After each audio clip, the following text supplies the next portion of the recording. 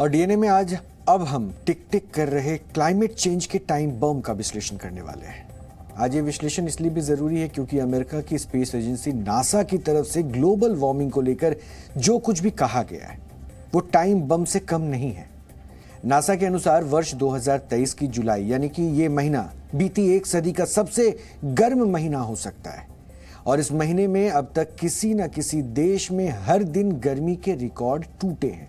और इससे भी ज्यादा हैरानी की बात तो यह है कि इसमें से ज्यादातर देश यूरोपीय देश हैं, वो देश जो अपने खुशगवार मौसम और ठंडी आबोहवा के लिए जाने जाते हैं। लेकिन ये तस्वीर अब बदलती जा रही है। नासा की ये चेतावनी हवाई नहीं है और इसे समझने के लिए अब हम आपको दो तस्वीरें भी दिखाने वाले हैं। ये तस्वीरें इसी ग्लोबल वार्मिंग और क्लाइमेट चेंज का एक सटीक उदाहरण है। ये दो तस्वीरें अभी आपकी टीवी स्क्रीन पर आपके सामने है। आप जो पहली तस्वीर देख रहे हैं वो हमारे देश की राजधानी दिल्ली की है। लगातार हुई भारी बारिश और यमुना नदी के बढ़े जलस्तर ने दिल्ली को पानी पानी कर दिया और सड़कें नदियों में तब्दील हो गई थी और इन सड़कों पर नाव चलने की नौबत आ गई थी। आप कह सकते हैं कि कुछ घंटों की बारिश और बाढ़ के बाद दिल्ली में वेनिस वाली फील आने लगी थी। लेकिन अब दूसरी तस्वीर की ओर आपका ध्यान जाना चाहिए।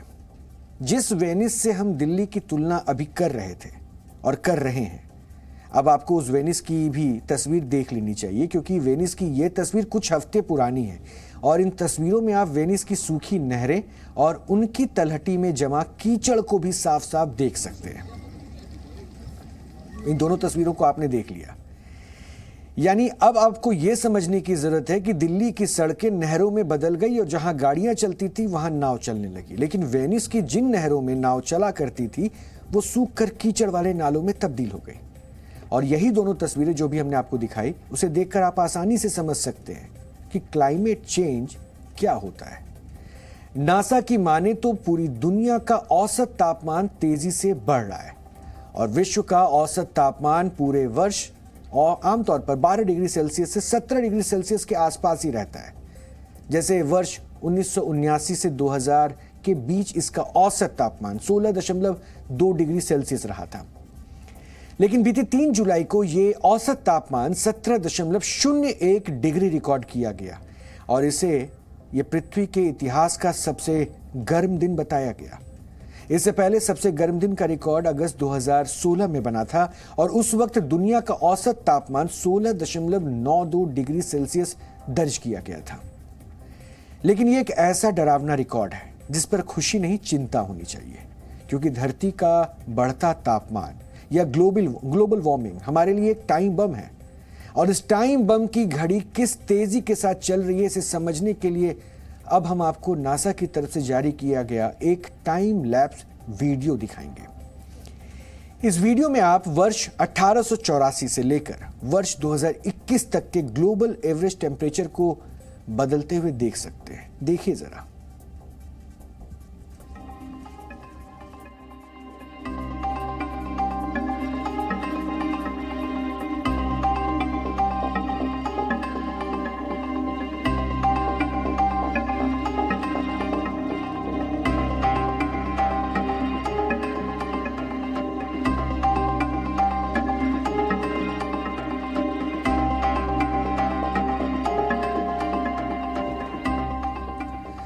नासा का यह वीडियो बताता है कि ग्लोबल वार्मिंग धीरे धीरे पूरी दुनिया को अपनी चपेट में ले रही है और इसका नुकसान सिर्फ एशिया या अफ्रीका के देशों ने नहीं उठाया बल्कि अब यूरोप भी इसका खामियाजा भुगत रहा है।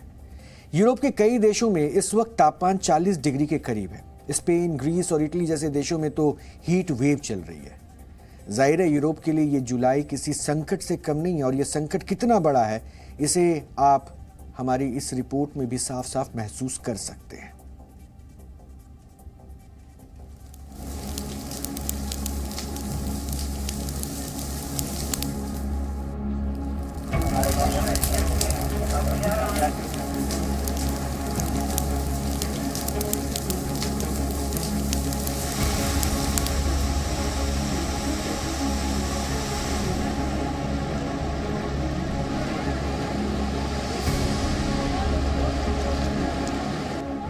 ग्रीस में समंदर के किनारे इस भीड़ को देखिए। ये तस्वीरें सिर्फ ग्रीस की नहीं, इटली, स्पेन और फ्रांस समेत यूरोप के कई देशों की यही हालत है। होटल हों या रिसॉर्ट्स, हर जगह लोगों की भीड़ है। गर्मी से राहत के लिए डुबकियां लगाई जा रही हैं।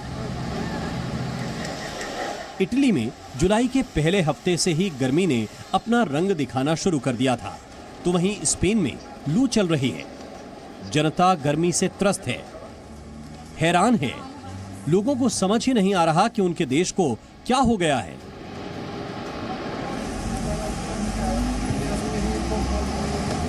पसीना पसीना लोग नदियों और समंदर किनारे भाग रहे हैं ताकि डुबकियां लगाकर गर्मी से बच सकें। Lo importante siempre es muchísima agua. Yo no soy realmente de entrenar sin camiseta, pero es que el calor lo amerita. Entonces, sí, y ahora mismo tratando siempre estar en la sombra, muchísimo filtro solar y venir lo mais temprano posible, onda tipo 7, 8 de la mañana, porque ya a las 10 a esta hora ya empieza a ser insoportable y menos. Que eu esperava, até por vir de uma região quente do Nordeste do Brasil, eu pensei que eu estava acostumado e chegando aqui eu fiquei bem impressionado com o calor. Até acabei de comprar boné porque não tá dando para ficar no sol. It's difficult. It's like being in Africa. It's really terrible. Like we're used to like the hot in Rome, but not this hot. I feel like this year it's been hotter than usual. Global warming क्या बला है, Europe के निवासी बखूबी महसूस कर रहे हैं। बारिश की कमी से जूझ रहा स्पेन बंजर होता जा रहा है। जलाशय सूख रहे हैं और जमीन में दरारें पड़ रही हैं। किसानों को मिलने वाले पानी में भी 40% तक की कटौती कर दी गई है। Pues es duro porque se están secando las fuentes que normalmente no se secan ningún año en verano y nos está afectando en que las estamos reteniendo en un sitio donde hay agua y pudiendo estar en otro que hay algo más de comida, porque no hay mucha comida este año. Este año con la sequía los pastos pues no salió pasto. Europe में जुलाई और अगस्त में जब तापमान 20 degree के पार जाता था तो उसे गर्मी मान लिया जाता था, लेकिन इस बार जुलाई खत्म नहीं हुई और ग्रीस और इटली जैसे ठंडे देशों में पारा 40 डिग्री के करीब पहुंच चुका है। तापमान के तेवर बदले तो कई देशों ने इसे राष्ट्रीय संकट घोषित कर दिया।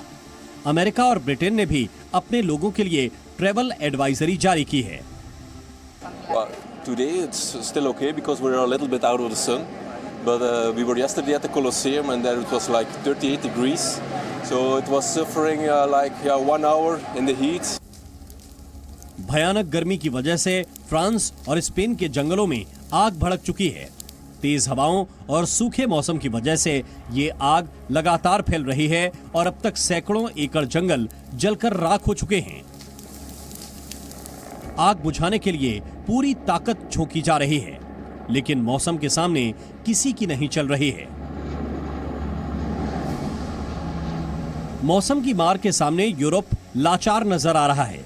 वहां की सरकारें ये तो जानती हैं कि ये सब ग्लोबल वार्मिंग और क्लाइमेट चेंज का नतीजा है, लेकिन इस पर लगाम कैसे और कौन लगाएगा ये कोई नहीं जानता। ब्यूरो रिपोर्ट, जी मीडिया। नासा के अनुसार यूरोप में पड़ रही इस भीषण गर्मी की वजह क्लाइमेट चेंज तो है ही, प्रशांत महासागर में बना अल नीनो भी इसकी बड़ी वजह है। दरअसल अल नीनो एक तरह का वेदर पैटर्न है और इसकी वजह से प्रशांत महासागर में पेरू के पास पानी की ऊपरी परत गर्म हो जाती है।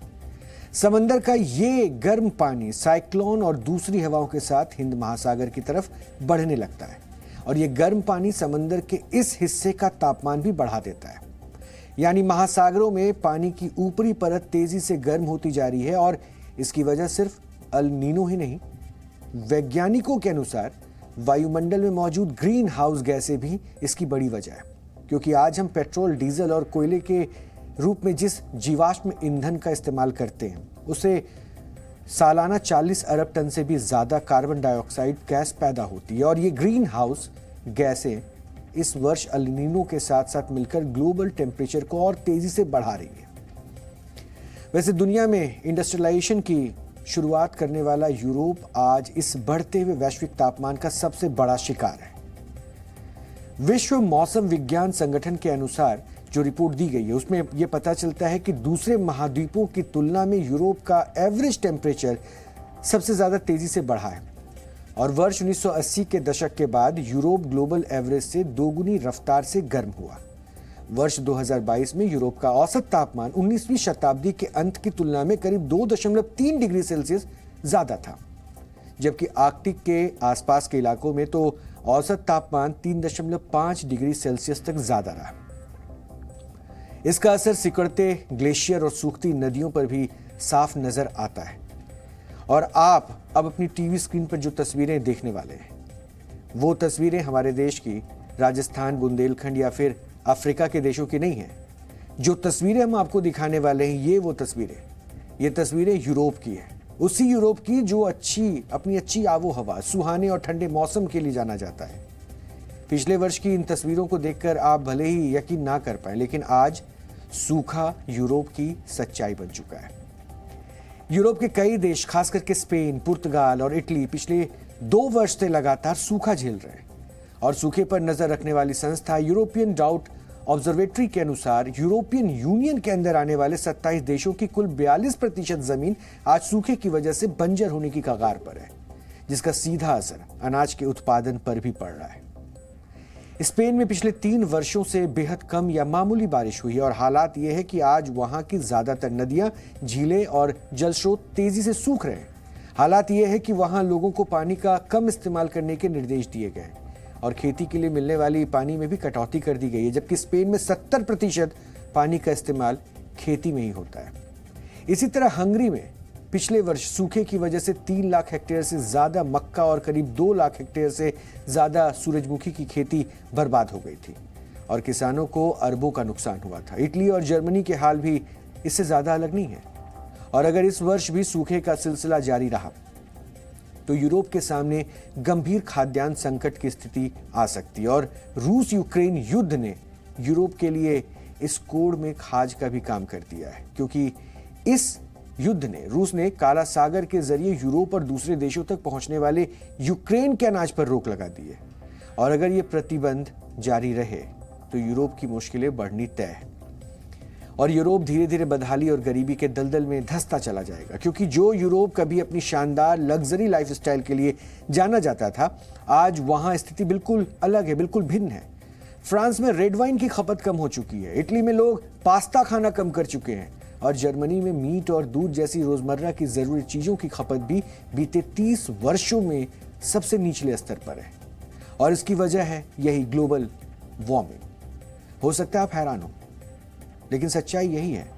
आज ग्लोबल वार्मिंग यूरोप के रईस देशों को महंगाई और गरीबी की तरफ धकेल रहा है और न्यूयॉर्क टाइम्स में छपी एक रिपोर्ट के अनुसार वर्ष 2022 में यूरोप में करीब 9.5 करोड़ लोग यानी कि ईयू की 22% आबादी पर गरीबी रेखा के नीचे जाने का खतरा मंडरा रहा है।